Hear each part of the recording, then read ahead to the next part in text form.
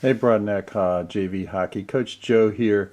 Just wanted to go over some notes for the game today. So today at January 7th, Friday, 3:45 at the Navy Brigade Sports Complex. It's against Kent Island, and we are the away team. And I know you guys no school today, so that's awesome. You guys can get there an hour early, and make sure you bring both jerseys. Some of you may be playing in the varsity game later that evening at 7 p.m. So have both jerseys. You'll need your away jersey for this game, and I believe you'll need your home jersey for the varsity game if you're playing in both. Okay, since there's no school today, you guys can get there, and Gus and Joe would like for you guys to take charge and get everyone warmed up before we get out there to play the game. Okay, now previously in some of the notes we talked about a whole variety of things. We've talked about first of all, that JV is an opportunity for us to get out on the ice, to try some things, to learn some things, to make mistakes so that they're not too bad, that don't hurt us too much, but your opportunity to make those mistakes and learn from them. So that's what we're gonna focus on. Continue to focus on in these JV games is opportunity to get out there, learn, and practice things. So previously we've talked about how we do face-offs, how we making sure that we do make good crisp passes, and that we catch those passes once they come to us. We talked about the offensive zone entry, and we'll talk a little bit more about that in a few minutes. So we talked about puck control and helping out Jagan and protecting the house, making sure the other team doesn't get good shots off, so forcing them to take low probability shots, and then on ice communication. So we're still going to do all those things in the game today. But another thing I like to toss in here for us to work on is what's called activated D, or deactivation. You may hear it called several things, but we're going to do our simplified version of deactivation.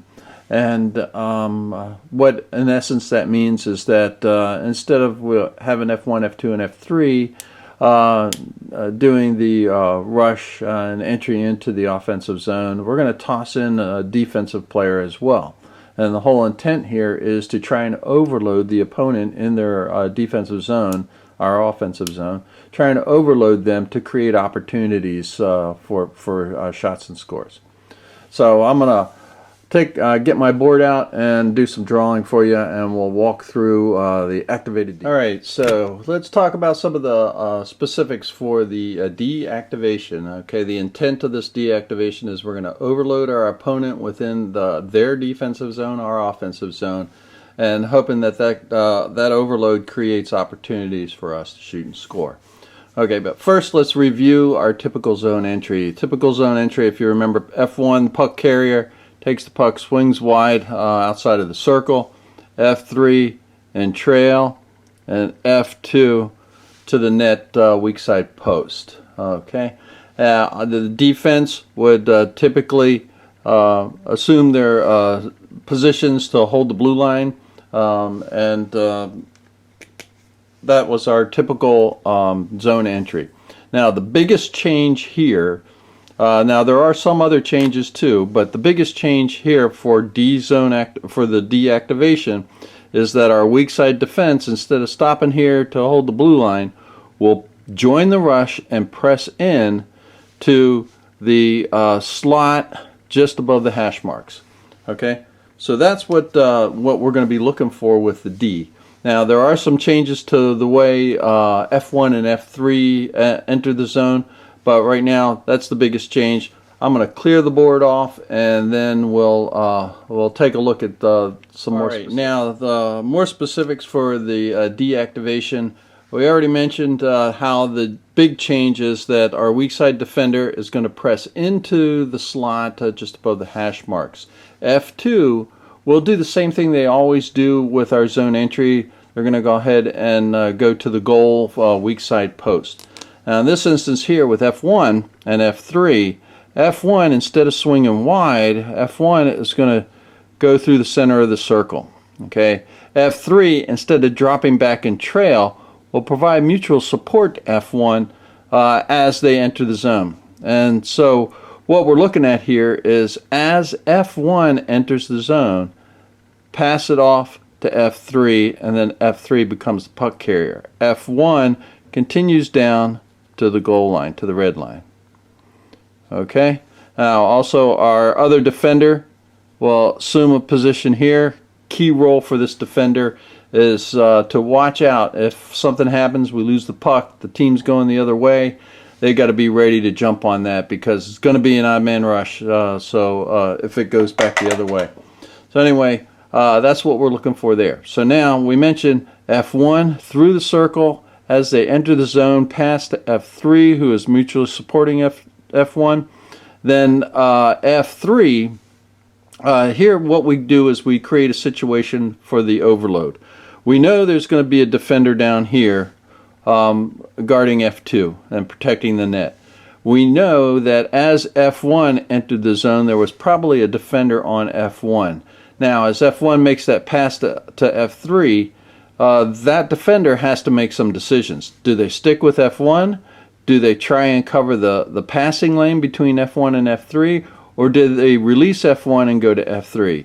Whatever happens, it's opening up opportunity for us because they're going to leave somebody open. So, perfect world scenario, let's say the defender sticks with F1. That creates this passing lane to the D, from F3 to the D. Perfect world, F3 makes this beautiful pass to D. D takes a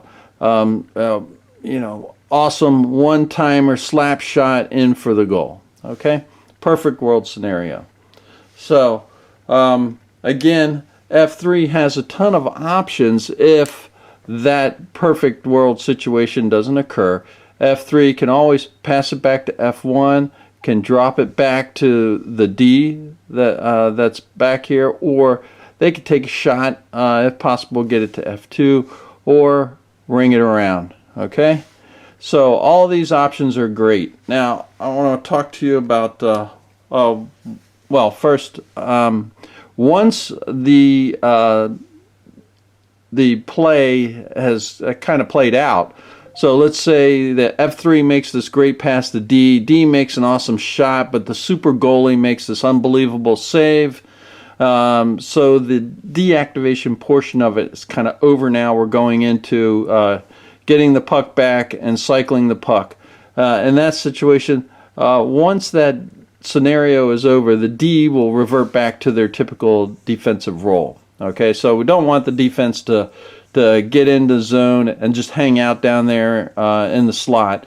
After this plays out, then the D reverts back to the typical position.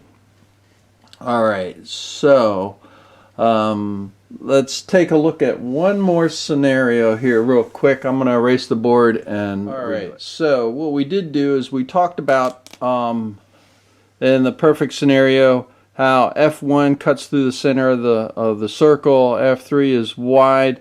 As they enter the zone, F1 passes it to F3. F2 and the activated defensive players are in their positions, opens up that passing lane from F3 to D for a shot. Now, if that passing lane is not available, another option, like we mentioned, F3 can drop it back to the D. F3 can shoot it, F3 can pass it to F1, F3 could ring it around. Okay, but let's take this other scenario. So scenario 1, F3 to D, D to the goal. Scenario 2 here is that passing lane isn't open, so F3 can pass it back to F1. And here F1 now has a bunch of options. They can shoot it, they can pass it to F2, they could pass it back to F3, they can skate behind, bring it behind. A lot of options, but a really cool option that would another real world scenario kind of highlight video type of play would be F3 to F1, one touch pass to the D, one timer slap shot to the goal. So a little bit of tic-tac-toe. So that's the deactivation. All right.